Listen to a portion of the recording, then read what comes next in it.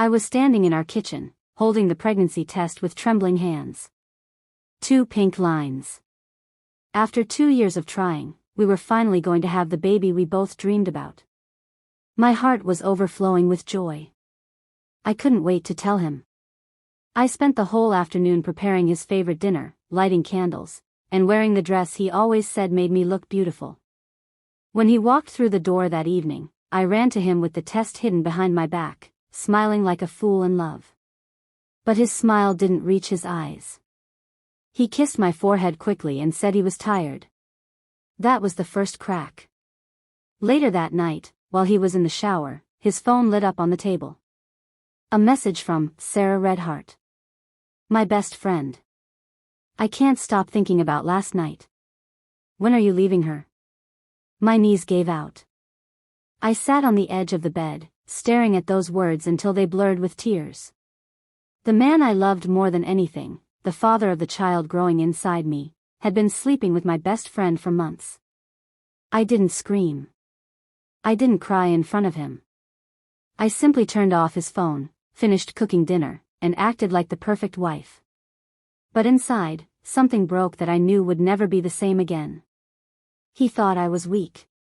He thought when I eventually found out, I would fall apart, beg him to stay, and cry myself to sleep every night. He had no idea that the quiet, loving woman he married had already started planning. That night, while he slept peacefully beside me, I lay awake making a promise to myself and to my unborn child. I would never let him destroy us. Instead, I would make sure he regretted the day he chose to betray me. Word count, 428. The next few weeks were pure torture. Every time he kissed me, I felt sick. Every "I love you" felt like poison. I kept pretending everything was fine while secretly gathering every piece of evidence I could find. I went through his emails, his hidden folders, his second Instagram account. The pictures, the hotel receipts, the late-night voice notes where he told Sarah how unhappy he was with me. He even complained about how I couldn't get pregnant, not knowing I was already carrying our child. The betrayal ran so deep it felt like someone had reached inside my chest and ripped my heart out.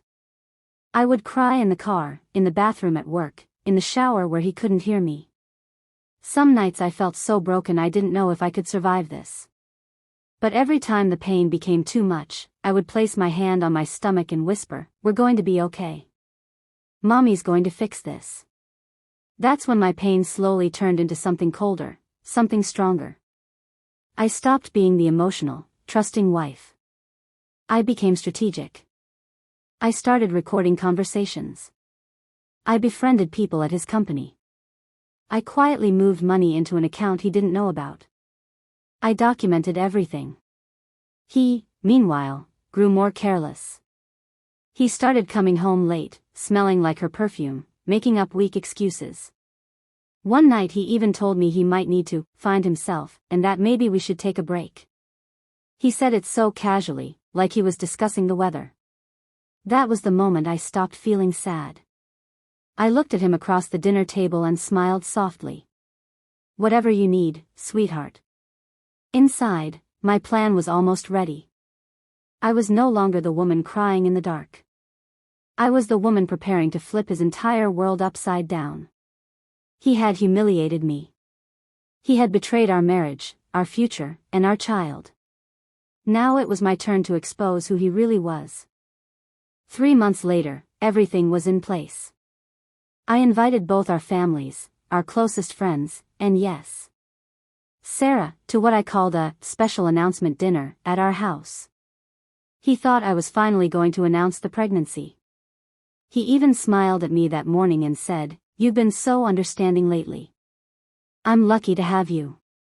If only he knew. That evening, as everyone sat around the long dining table, I stood up with a glass in my hand. My voice was calm and steady. "I want to thank all of you for coming.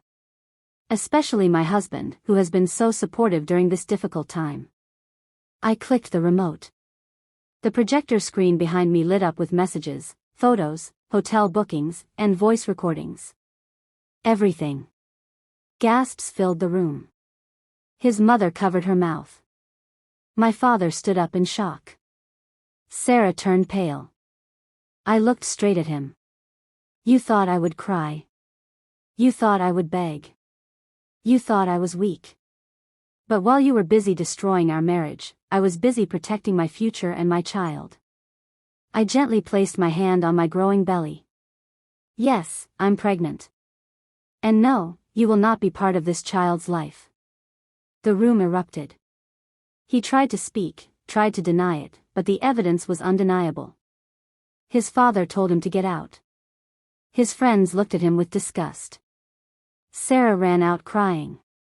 In one evening, his perfect image, his reputation, and his comfort were completely destroyed.